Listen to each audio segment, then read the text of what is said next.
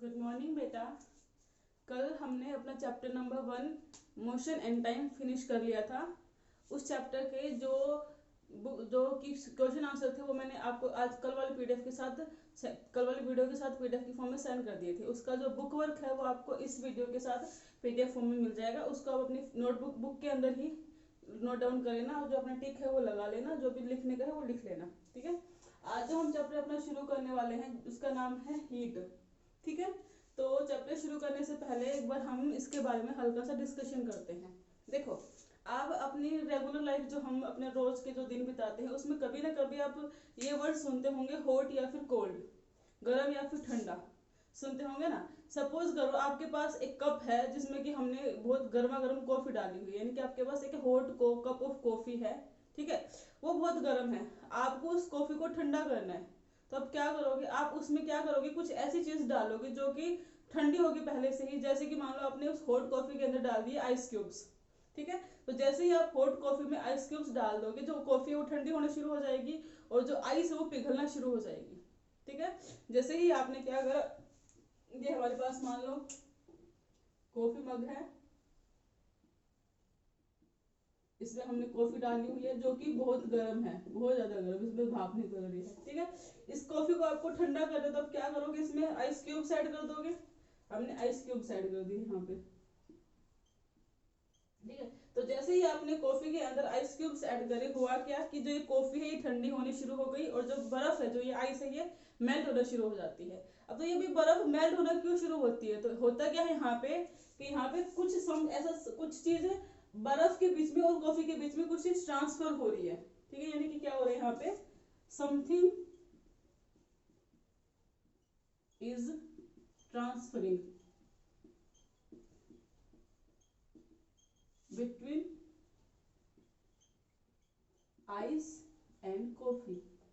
Coffee और ice के बीच में कुछ ट्रांसफर हो रहा है। ठीक है, तो वो समथिंग जो कि कॉफी और आइस के बीच में एक्सचेंज हो रहा है, ट्रांसफर हो रहा है, वो एक्चुअली में एक ऐसी फॉर्म ऑफ एनर्जी है जो कि एक बॉडी एट हायर टेम्परेचर, जो कि कॉफी है, उससे ट्रांसफर हो रही है एक दूसरी बॉडी में जो कि लोअर टेम्परेचर पे है और जो कि इस केस में आइस है। तो यहाँ पे क्या है, देखो दो चीजें, आपके पास कॉफी है ना बेटा, और हमारे पास आइस है। जो कॉफी है वो हायर टेम्परेचर पे है, गर्म है, आपको पता है, हॉट है ना, हम बोलेंगे ये हॉट है ना, और जो आइस है वो कोल्ड होती है। तो यहाँ पे है ना एक ऐसी फॉर्म ऑफ एनर्जी है जो कि ट्रांसफर हो रही है एक बॉडी से जो कि हायर टेम्परेचर पे है, जो कि हॉट है, और दूसरी बॉडी में ट्रांसफर हो रही है जाके जो कि कोल्ड है, यानी कि यहाँ पे एक एनर्जी का ट्रांसफर हो रहा है।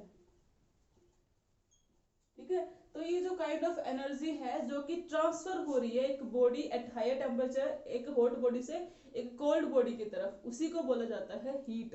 तो हमारे चैप्टर का नाम क्या है बेटा, हीट है। तो हीट क्या है, हम यहाँ पे डेफिनेशन बोलेंगे कि हीट एक ऐसी फॉर्म ऑफ एनर्जी है जो कि ट्रांसफर होती है from a body at high temperature to a body at a low temperature, या फिर हम बोलेंगे heat is a form of energy which transfers from a hot body to a cold body. Heat एक ऐसी form of energy है जो कि एक हॉट बॉडी से कोल्ड बॉडी की तरफ ट्रांसफर होती है। तो सबसे पहले हम लिखेंगे हीट की डेफिनेशन। तो हीट की डेफिनेशन क्या हो जाएगी बेटा, बताती हूँ, अभी लिखती हूँ मैं उसको। तो सबसे पहले हम लिखेंगे बेटा हीट की डेफिनेशन। इसमें आप लिखोगे कि heat is a form of energy, heat is a form of energy which transfers from a hot body to a cold body।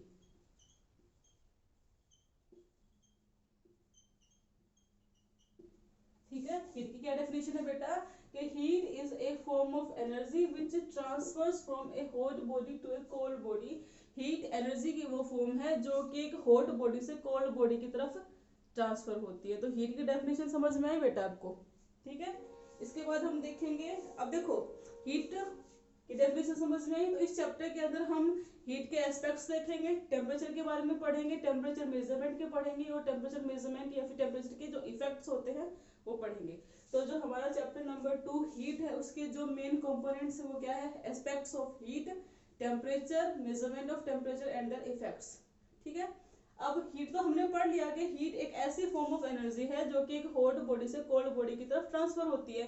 ठीक है, इसके बाद जो नेक्स्ट टॉपिक है हमारा वो है टेम्परेचर या फिर टेम्परेचर एंड हीट, दोनों का हम कंबाइनली स्टडी करेंगे कि दोनों का आपस में रिलेशनशिप क्या है। तो जो नेक्स्ट टॉपिक है हमारा वो क्या है, हीट या फिर टेम्परेचर एंड हीट लिख दो, कुछ भी लिखो आप, कुछ भी तो नहीं लिख सकते, मतलब आगे पीछे लिख सकते हो, टेम्परेचर एंड हीट। ठीक है, तो बेटा हीट की तो डेफिनेशन हम लोगों ने अभी दी है कि heat is a form of energy which transfers from a hot body to a cold body. तो हीट की डेफिनेशन तो हमने दे दी। ठीक है, हीट की डेफिनेशन तो हमने दे दी, बात यहाँ पे आती है टेम्परेचर की। ठीक है, तो बेटा जो टेम्परेचर है ना वो एक ऐसी फिजिकल क्वांटिटी है, जो टेम्परेचर है वो एक ऐसी फिजिकल क्वांटिटी है। अब फिजिकल क्वांटिटी का मतलब पता है क्या सभी को? देखो, फिजिकल क्वांटिटी वो क्वांटिटीज होती है जिनको कि आप मेजर कर सकते हो और जिनकी टर्म्स में फिजिक्स के लॉ एक्सप्लेन किए जा सके, उनको हम बोलते हैं फिजिकल क्वांटिटीज। ठीक है, तो जो टेम्परेचर है वो एक ऐसी फिजिकल क्वांटिटी है जो कि मेजर करती है। अब क्या मेजर करती है, ये क्या करती है, ये मेजर करती है, मेजर करती है किसको, कि कोई भी ऑब्जेक्ट अगर ठंडा है तो कितना ठंडा है और अगर गर्म है तो कितना गर्म है, यानी कि किसी भी ऑब्जेक्ट के हॉटनेस और कोल्डनेस की जो डिग्री होती है उसको मेजर करता है टेम्परेचर। तो आप लिखोगे कि temperature is a physical quantity which measures the degree of hotness and coldness of a body. समझे कि टेम्परेचर एक ऐसी फिजिकल क्वांटिटी है जो किसी भी ऑब्जेक्ट की हॉटनेस या फिर कोल्डनेस की डिग्री को मेजर करता है। ठीक है, तो लिखोगे इसकी डेफिनेशन आप कि temperature is a physical quantity या फिर it is a physical quantity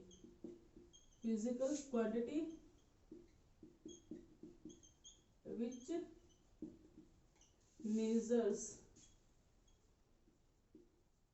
the degree of hotness and coldness of a body।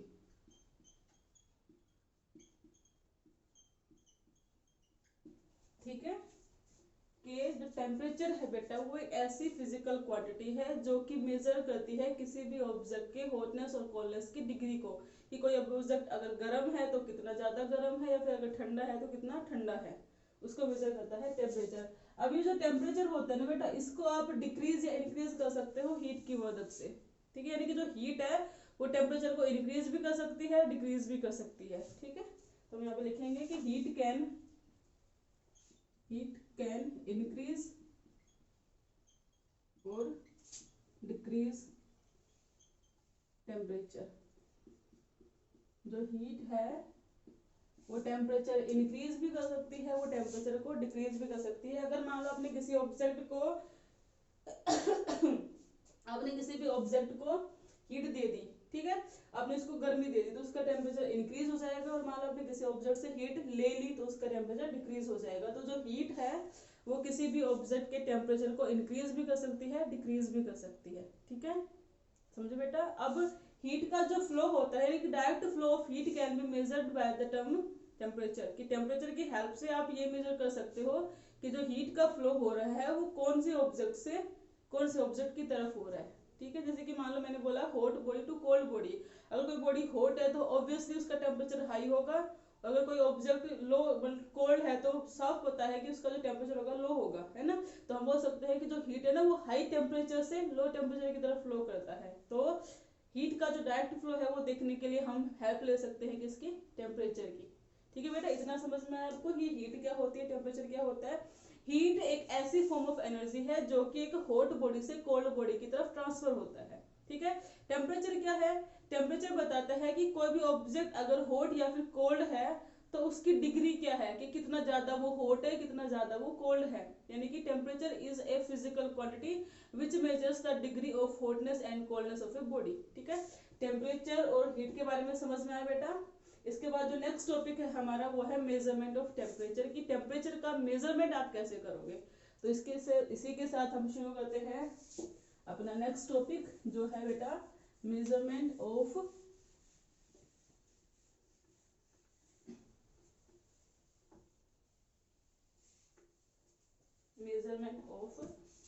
Temperature. Measurement of temperature. ठीक है, टेम्परेचर का मेजरमेंट। तो बेटा ऐसी प्रोसेस जो कि टेम्परेचर को मेजर करती है उस प्रोसेस का नाम है बेटा थर्मोमेट्री। यानी कि टेम्परेचर को मेजर करने की प्रोसेस का क्या नाम है बेटा?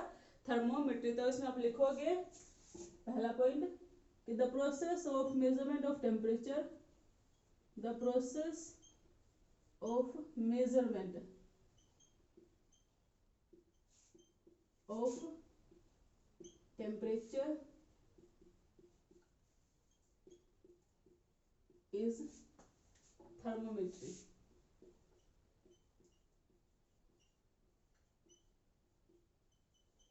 ठीक है, थर्मोमेट्री क्या है? थर्मोमेट्री प्रोसेस है टेम्परेचर को मेजर करने की, यानी कि the process of measurement of temperature is thermometry. Thermometry is a process of measuring temperature. ठीक है, सेकंड पॉइंट इसके बारे में हम लिखेंगे कि टेम्परेचर को मेजर करने की जो प्रोसेस है वो तो थर्मोमेट्री है, तो टेम्परेचर को मेजर करने की जो डिवाइस है ना वो थर्मोमीटर है। समझे ना? जैसे कि हमने बताया था लास्ट चैप्टर में मतलब वैसे बताती हूँ, जैसे कि प्रेशर को मेजर करते हैं हम बैरोमीटर में, वैसे ही टेम्परेचर को मेजर करते हैं हम थर्मोमीटर में। डिवाइस एक ऐसी जो कि टेम्परेचर को मेजर करने के लिए यूज की जाती है। जैसे आपने देखा होगा आप लोगों को फीवर हो जाता है, किसी को फीवर होता है तो आप डॉक्टर के पास जाते हो, डॉक्टर आपके मुंह में एक लंबी सी पाइप से डालता है ना? वो क्या होता है? वो थर्मोमीटर ही है जो कि आपकी बॉडी के टेम्परेचर को मेजर करता है। तो किसी भी ऑब्जेक्ट के टेम्परेचर को मेजर करने के लिए हम किसका यूज करते हैं बेटा? थर्मोमीटर का यूज करते हैं। जो डॉक्टर आपका टेम्परेचर मेजर करने के लिए यूज करते हैं वही थर्मोमीटर है। ठीक है, वो भी अलग अलग तरह के आते हैं, लेकिन जो डॉक्टर यूज करते हैं वो तो आपने देखा ही होगा कभी ना कभी। हम लिखते हैं कि the device used to measure temperature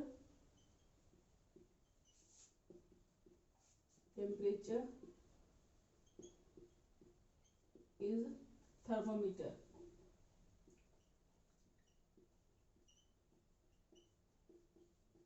ठीक है, तो थर्मोमेट्री और थर्मोमीटर में फर्क समझ में आया। थर्मोमेट्री तो वो प्रोसेस है जो कि टेम्परेचर को मेजर करता है, और जो थर्मोमीटर है वो डिवाइस है, वो मशीन है जो कि टेम्परेचर को मेजर करती है। दोनों में फर्क है, एक डिवाइस है एक प्रोसेस है। ठीक है, चलो इसके बाद देखो, अब हमने टेम्परेचर को तो मेजर कर लिया, उस प्रोसेस को भी देख लिया, उसको कैसे मेजर करेंगे वो डिवाइस भी देख लिया। अब टेम्परेचर को मेजर करेंगे, कोई ना कोई स्केल्स तो होते होंगे ना भाई, इतना अगर इतनी हॉट है तो ये टेम्परेचर हो जाएगा, इतनी कोल्ड है तो ये टेम्परेचर हो जाएगा। तो अब हम करेंगे स्केल्स ऑफ टेम्परेचर। ठीक है, जो इसके बाद नेक्स्ट टॉपिक हमारा वो है बेटा स्केल्स ऑफ टेम्परेचर।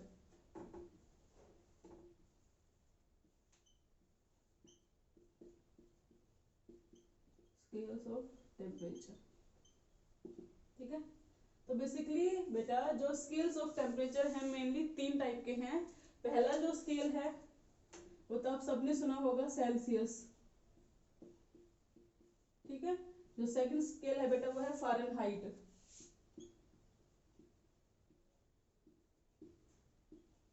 और जो तीसरा स्केल है बेटा वो है केल्विन। ठीक है, तो 3 मेन स्केल्स है टेम्परेचर के, कौन कौन सा? सेल्सियस, फ़ारेनहाइट और केल्विन। ठीक है, अब ये जो स्केल्स है यहाँ पे जो केल्विन और जो सेल्सियस और फ़ारेनहाइट स्केल है, इनको कंस्ट्रक्ट करने के लिए हम 2 फिक्स्ड टेम्परेचर्स का इस्तेमाल करते हैं। ठीक है, क्या बोला मैंने कि जो ये टेम्परेचर स्केल है आपका, इस टेम्परेचर स्केल को कंस्ट्रक्ट करने के लिए, बनाने के लिए किन्हीं 2 फिक्स्ड टेम्परेचर्स का इस्तेमाल किया जाता है जिनको कि कहा जाता है फिक्स्ड पॉइंट्स। समझे? इनको कंस्ट्रक्ट करने के लिए यूज किए जाते हैं। क्या यूज किए जाते हैं बेटा? फिक्स्ड टेम्परेचर्स यूज किए जाते हैं। फिक्स्ड टेम्परेचर्स यूज किए जाते हैं और जिनको कि कहा जाता है, क्या कहा जाता है बेटा? फिक्स्ड पॉइंट्स कहा जाता है। समझे इतनी बात कि जो स्केल्स हैं उनको कंस्ट्रक्ट करने के लिए, जो टेम्परेचर स्केल्स है उनको कंस्ट्रक्ट करने के लिए हम दो फिक्स्ड टेम्परेचर्स का यूज करते हैं, जिनको कि फिक्स्ड पॉइंट्स बोला जाता है। अब ये फिक्स्ड पॉइंट भी दो होते हैं, एक होता है लोअर पॉइंट, एक होता है अपर पॉइंट। ठीक है, ये दो फिक्स्ड पॉइंट ये दो होते बेटा, एक होता है अपर पॉइंट, अपर फिक्स्ड पॉइंट, ठीक है, एक होता है लोअर फिक्स्ड पॉइंट। ठीक है, अब क्या होते हैं ये दोनों देखो। ठीक है, तो सेल्सियस और फ़ारेनहाइट स्केल का जो लोअर फिक्स्ड पॉइंट है इसका दूसरा नाम है बेटा आइस पॉइंट। ठीक है, सेल्सियस और फ़ारेनहाइट का जो दूसरा जो लोअर फिक्स्ड पॉइंट है उसका नाम है बेटा आइस पॉइंट। ठीक है, इसको आइस पॉइंट बोलते हैं। ठीक है, और ये वो टेम्परेचर है जिसके ऊपर आइस मेल्ट होना शुरू हो जाती है। समझे?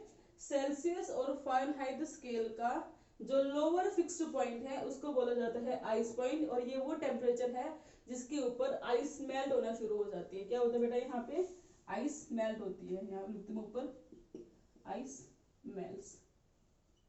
ठीक है, सिमिलरली सेल्सियस और फ़ारेनहाइट स्केल का जो अपर फिक्स्ड पॉइंट है उसको बोला जाता है बेटा स्टीम पॉइंट। ठीक है, तो जो हमारा फिक्स्ड पॉइंट अपर फिक्स्ड पॉइंट है उसको बोलेंगे स्टीम पॉइंट। ठीक है, और स्टीम का मतलब होता है भाप, यानी कि वेपर्स बनना। तो स्टीम पॉइंट वो टेम्परेचर है जिसके ऊपर वाटर वेपर्स में कन्वर्ट होना शुरू हो जाते हैं।